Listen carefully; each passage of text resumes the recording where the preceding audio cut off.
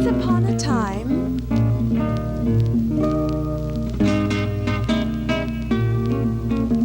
there was a lettuce picker who happened to lose a little argument one day with a tractor.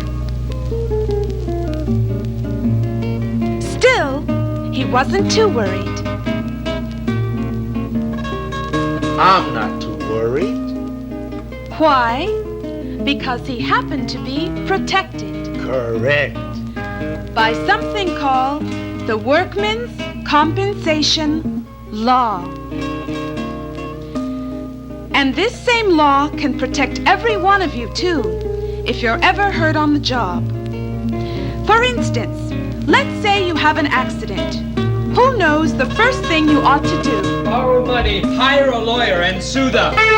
$1 million. No, no, no. That's one thing you can't do. Paragraph 3, page 12. Now see, the Workmen's Compensation Law, it's what's called a no-fault law. Repeat. No fault. Good. Giving up one's right to sue may mean in some cases giving up one's right to the possibility of justice, since you do not automatically receive adequate treatment or compensation under workman's comp, but have to struggle for it in medical or judicial settings, often adversarial in nature. And your own resources as a patient are often weak compared to those mustered against you, so that no fault works to the advantage of the stronger party, the company. It frees it from the threat of suit, which might otherwise act as an incentive to make it more responsive to a health hazard before injury occurs. Gears all shot. Turn you back 10 seconds. It was like wearing red in front of a bull. And we can't live on what they're paying me now. No way.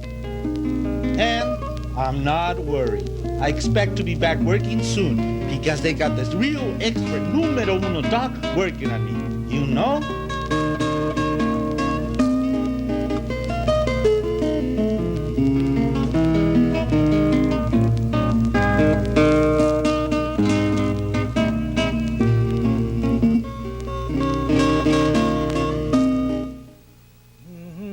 Dum dum dum dum dum dum dum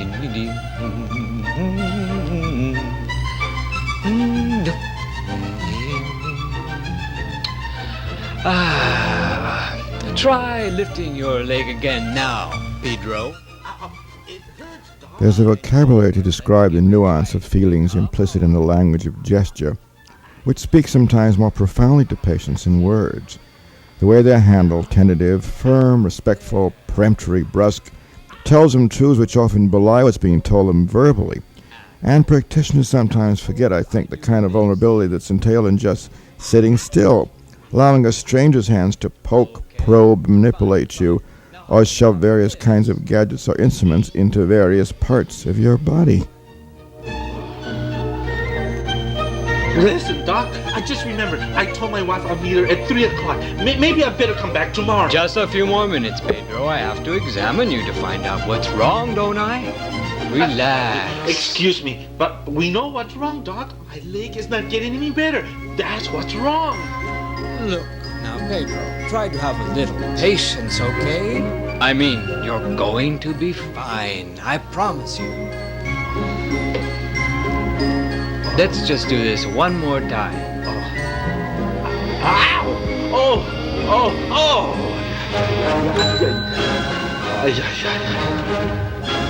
Don't think he's suffering too much. It's just his way of showing us. The doctor has an intrinsic conflict of interest, it seems to rationalize here, since educated presumably to heal the sick, he's at the same time now being paid to defend the company against unjust claims.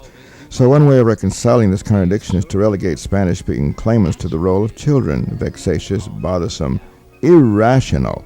And we all know children tend to exaggerate, don't they? Surely there's willed ignorance here, for any past experience with people like Pedro would likely have revealed a history of flinching from unfavorable judgments or decisions issued by English-speaking functionaries. Irrational indeed. Pedro, very lucky. Yeah? Your knee reflexes seem first-rate. Marvelous, just marvelous. Congratulations, Pedro.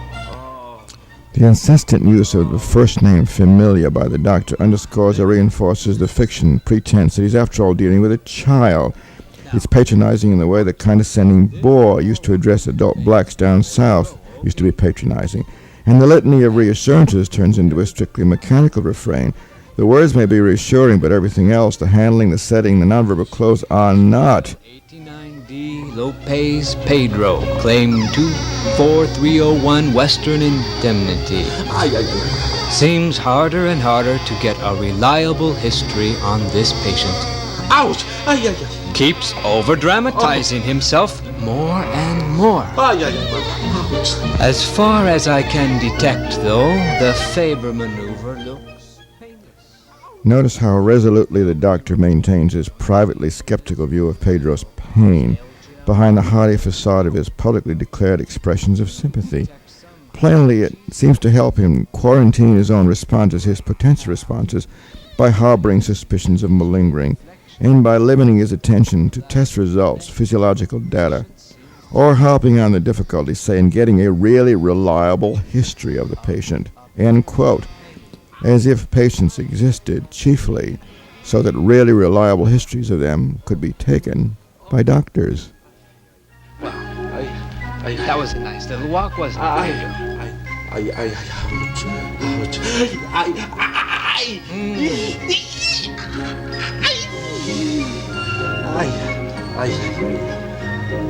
Why do I say apparent pain? Because frankly at this point I'm not sure how much the patient's really suffering, you see? Or how much he's, let's say, sort of encouraging the idea.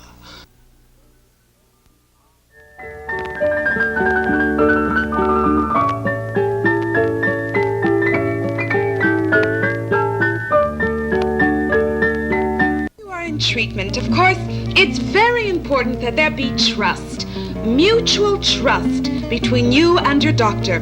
For example, ask yourself, are you really able to speak frankly? Repeat. Clearly the famous or infamous authoritarian model of medical care. The doctor does the questioning, the patient speaks largely when spoken to, is very much with us still. One reason, perhaps, is that it evidently still seems to satisfy a great deal of need on both sides. For the patient, a craving for absolute reassurance, even absolution. For the doctor, emotional and financial gratification at being idolatrized, treated like some kind of oracular Wizard of Oz in a white coat. What's effort, class? Esfuerzo. Esfuerzo. Good, good.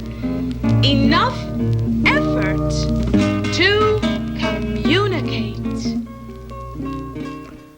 But this kind of instant or blind trust is apt to lead just as often to instant disillusion. Something like, the doctor promised me I'd get better, I didn't, he must have lied to me, just can't trust doctors, etc. A more reciprocal and plausible sort of trust involving the acceptance of uncertainty on both sides, an agreement to gamble upon mutually chosen measures and outcomes, would deflate this saintly Santa Claus-like fantasy for the figure of a doctor. But it's the kind of doctor many patients, notwithstanding the alleged enlightenment nowadays on both sides, still seem very much to want. What I mean, Doc, is... Go on.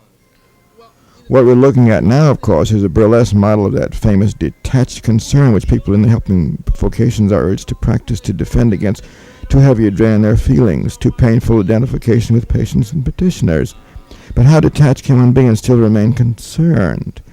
In this case, the patient becomes goaded because his weight as a person, not a collection of clinical data, is being glossed over, given short shrift.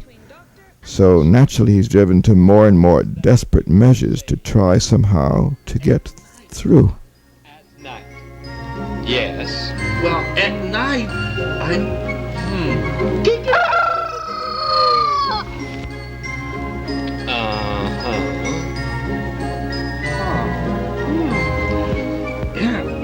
It's always the same watch. First, he leans back, then he puts its pin down, then he tells me There are grounds, perhaps, for legitimate disagreement about the value of ritualization in the medical setting. Does it really have a stabilizing, confidence-building effect? Or does it, as in this case, only serve to estrange the patient even more. Penafin with codeine, right? Plus Valium, 10 milligrams, as well as cycloplasmol. Well, maybe we better write you a new prescription. Unless you're having some side effects. Mr. Surgical text. Also, a bit of offended to a pill seen these items might as well be uttered for all this condition. You're telling me I'm come back to 6 weeks something? Well, remember we talked about last time. Told you you're suffering from something called tissue trauma. And in cases like yours, especially where there's nerve involvement, the recovery period... The result, as we might guess, is heightened suspiciousness, irritability, growing distrust. Paranoid speculations are set off in the patient, and they're met by self-protective rationalizations of the doctor. Obviously, the doctor must be withholding bad news, even dire news, keeping the real facts secret. Or, obviously telling the patient the truth that medically no one really is sure what's happening, would complicate treatment, possibly might even prolong the patient's condition. But these obviouslies are far from obvious. They are in fact rationalizations seized upon by both men to obliterate the void of uncertainty which they're both obviously allergic to. It's really kind of hard to explain. Secret. He just don't want to tell. But now, Pedro, you'll see. In a little while, a few weeks maybe, I promise you, you're going to show a definite improvement. Frankly, I'm not so sure about that. But if I told him, he'd just get mad all over again. And it wouldn't help his treatment either. Well, how about my back then, dog? My back hurts the most these days.